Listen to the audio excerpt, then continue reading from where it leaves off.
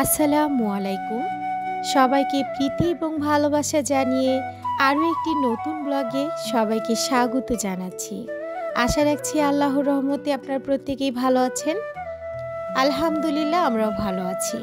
বন্ধুরা, আরও একটি অপরূপ সৌন্দর্যর বিমোহিত করা গ্রামকে নিয়ে আজকের ব্লগটি তৈরি করা হয়েছে। আশা রাখছি আজকের ব্লগটা আপনাদের কাছে ভালো লাগবে। হ্যাঁ বন্ধুরা, সেই রকমই অপরূপ সৌন্দর্যে ভরা একটি গ্রাম লোহাচড়া। হ্যাঁ, সেই গ্রামে আজকে আমরা যাব অপরূপ সৌন্দর্য দেখার জন্য।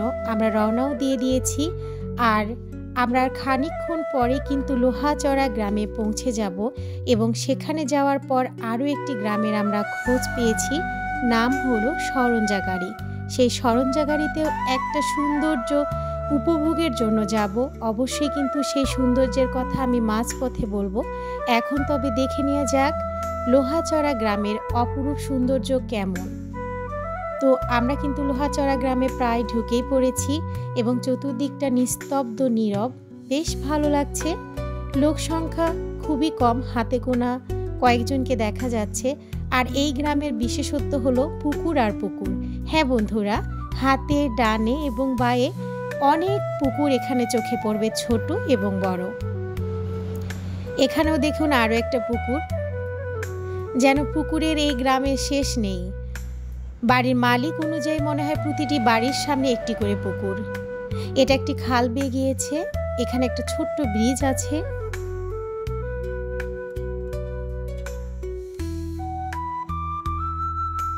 এই সেই লোহাচড়া গ্রাম, যে গ্রামে লোক সংখ্যা একেবারেই কম এবং গাছপালা প্রকৃতিগুলো এত ভালো নিস্তব্ধতায় ছেয়ে যা। আর দেখুন আরও একটি পুকুর আমাদের চোখে পড়ে গেল। এই সামনে আরও একটি পুকুর, পুকুর আর পুকুর, পুকুরের যেন শেষ নেই। দেখুন হাতের ডানে বাঁয়ে অনেকগুলোই পুকুর চোখে পড়বে, কিন্তু চোখে পড়ছে না ঘনবসতি, একেবারেই ফাঁকা ফাঁকা বাড়িগুলো। আর একটু খানিকক্ষণ পরে কিন্তু এই গ্রামের শেষ, আর কোনো রকম এখানে বাড়িঘর দেখা যাবে না। একেবারে পড়ন্ত বিকেলের কাছাকাছি আমরা চলে এসেছি। এখানে একটা খাল চলে গিয়েছে, খাল অথবা বিল বলতে পারেন। বাঁশের ঝাড় আছে, আর কৃষকেরা দেখুন ধান কেটে রেখেছে। এই ধানগুলো এখনো মাড়াই করা হয়নি, আর কিছু ধান তো মাঠে এখনো পড়ে আছে, কৃষকেরা এখনো ঘরে তোলেনি। এই পথ বেয়ে আমরা চলে যাচ্ছি। বন্ধুরা, এই লোহাচড়া গ্রামের একেবারে শেষ বাড়িটার কাছে আমরা চলে এসেছি। এই বাড়িটার পর কিন্তু এই গ্রামে আর কোনো রকম বাড়িঘর দেখা যাবে না। এত অল্প বসতি নিয়ে এই গ্রামটা তৈরি। সুদূর প্রসারী ফাঁকার ফাঁকা ধান এবং কিছু আবাদি জমি আছে এখানে, যেখানে আলু এবং সরিষা চাষ করা হয়। তো বন্ধুরা, আমরা কিন্তু আরও কিছুটা পথ পাড়ি দিব সেই সৌন্দর্যের কথা যেটা আমি বলেছিলাম ভিডিও শুরুতেই। হ্যাঁ বন্ধুরা, সেই সৌন্দর্যটা হলো সূর্যাস্তের সৌন্দর্য। সেটা দেখতে হলে আমাদেরকে পৌঁছাতে হবে সরঞ্জাগাড়ি, ওই ছোট্ট গ্রামটাতে, যেটার কথা আমরা অনেক শুনেছি। আর এরই পাশ দিয়ে বয়ে গিয়েছে ছোট্ট একটা বিল, যে বিলটা দেখতে কিন্তু অনেক ভালো লাগছে।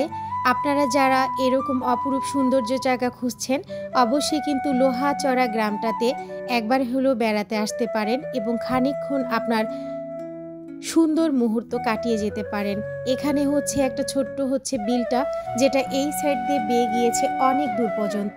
আর এই ব্রিজটার মধ্যে আমরা কিছুক্ষণ থাকবো। এখানে জংলি ফুলগুলো আমার চোখকে বিমোহিত করেছে, এত ভালো লাগছে। আমি একটুখানি ফুটেজ নিয়েছি। আর দেখুন এই জংলি ফুলগুলোর নাম কিন্তু আমি আদৌ জানি না। ছোটবেলায় অনেক কিন্তু এগুলো উঠিয়ে খেলেছিলাম, সেই কথাগুলো বারবার মনে পড়ে যাচ্ছে, খুব ভালো লাগছে। আর এখানে গ্রাম বাংলার যে বিশেষ একটা জিনিস, সেটা হলো লজ্জাপতি গাছ। লজ্জাপতি গাছটা কিন্তু আমার কাছে খুব ভালো লাগে, ছুঁয়ে দিলেই কিন্তু লজ্জা পেয়ে যায়। আর দেখুন গ্রামের ছোট্ট বালকটা পানি ছেঁকে ছেঁকে মাছ ধরছে। আমরা শহরে জীবনে যাত্রায় কি করি, বাচ্চাদেরকে মাটিতে খেলতে দেই না, নাড়তে দেই না, নোংরা হবে বলে। আর এই ছোট ছোট পিচ্চিরা দেখুন, গ্রাম বাংলার পিচ্চিরা, তারা এই বয়স থেকেই কিন্তু মাছ ধরে, বিভিন্ন কাজে তারা লিপ্ত থাকে এবং তারা কিন্তু খুব আনন্দের সাথে এই কাজগুলো করে থাকে। তো আমি বেশ কিছুক্ষণ এখানে দাঁড়িয়ে থাকলাম এবং এই যে কলমি ফুল, ওয়াও, এটা দেখতে এত সুন্দর লাগছে মাশাআল্লাহ। কলমি ফুলগুলো সবুজের উপর সাদা সাদা ফুটে উঠেছে, দেখতে বেশ ভালো লাগছিল। আমার বরমশাই তো এখানে একটু হাঁটাহাঁটি করছিলেন, যে অনেকক্ষণ ধরে আমরা জার্নি করেছি, একটু রিফ্রেশ হওয়ার জন্য বেশ কিছুটা সময় আমরা হাঁটাহাঁটি করলাম দুজনে মিলেই। আমাদের কাছে ভালো লাগছিল। আর দূর থেকেই দেখছিলাম সেই পিচ্চিদের মাছ ধরা। দেখুন বন্ধুরা, তারা কত সুন্দরভাবে দেশি মাছগুলো ধরে ফেলেছে। পুঁটি মাছ, এখানে মোয়া মাছ আছে যেগুলো একেবারেই টাটকা আর ফ্রেশ। এগুলোতে কোনো রকম তো ফরমালিন নেই, যেগুলো স্বাদ কিন্তু অদ্বিগুণ। আমরা আজকাল শহরে জীবনে কিনে খাচ্ছি মাছগুলো ফরমালিনযুক্ত। আর এখানে দেখুন, দুই ভাই মিলে এখানে মাছ ধরেছে কিছু, যেগুলো একেবারে জ্যান্ত পানিতে নড়ছে।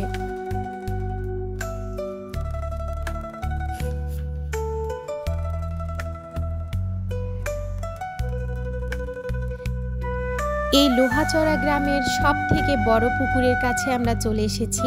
পুকুরের সৌন্দর্যের কথা কি আর বলবো, এত ভালো লাগছে। চতুর্দিকে গাছপালা এবং পুকুরের যিনি মালিক তিনি চতুর্দিকটাকে বেঁধে দিয়েছেন এবং একটা মেটোর দরজা আছে, তার কাছে কিন্তু একটা গেট ফুলের গাছ। গাছটা দেখে এত ভালো লাগছে, পুরো গাছটাতে ফুল ফুটে আছে, এটাকে গেট ফুল বলে, আপনারা অনেকেই এটাকে চেনেন। তো আন্তরিকভাবে দুঃখিত, আমরা পুকুর পাড়ের ভিতরে যেতে পারলাম না, গেটটাতে তালাবদ্ধ আছে। বাইরে থেকে সৌন্দর্যটা দেখে নিলাম। আর সর্বশেষ একটা পুকুর এই গ্রামে আছে, তারপর কিন্তু আর পুকুর নেই। অনেকগুলো পুকুরই কিন্তু আমি ভিডিও করতে মিস করেছি। এত পুকুর, এই গ্রামের নাম লোহাচড়া না হয়ে কিন্তু পুকুরপাড়া গ্রাম হওয়া উচিত ছিল।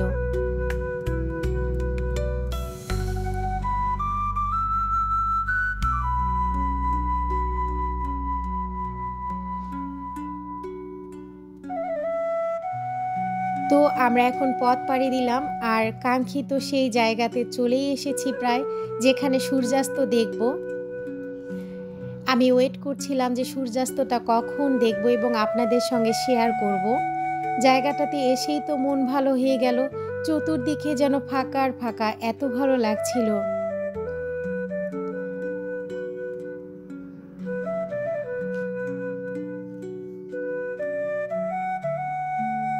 কৃষক ভাই বাড়ি ফেরার অন্তিম মুহূর্তেও কাজ করে চলছে এবং কাঙ্ক্ষিত মুহূর্ত চলেই এসেছে। সেই হলো এটা সৌন্দর্য, যেটা আমি দেখাবো বলেই আমরা এসেছি এবং দেখব বলে এসেছি। ওয়াও, মাশাআল্লাহ।